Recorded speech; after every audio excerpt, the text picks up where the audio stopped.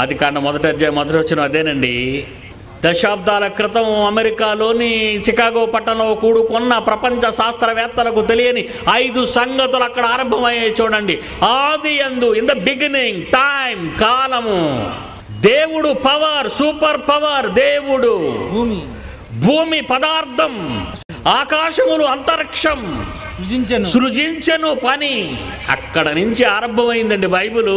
ఇంతగా మీదకొస్తే నరాలు తెగిపోతాయిరా బచ్చా అన్నాడు దేవుడు. దీన్ని దాటి మీదకొచ్చావో నీ నరాలు చిట్లిపోతాయి. ఇప్పుడు వెళ్ళాడు నోస్ట్రడామస్ గారి మీదకి.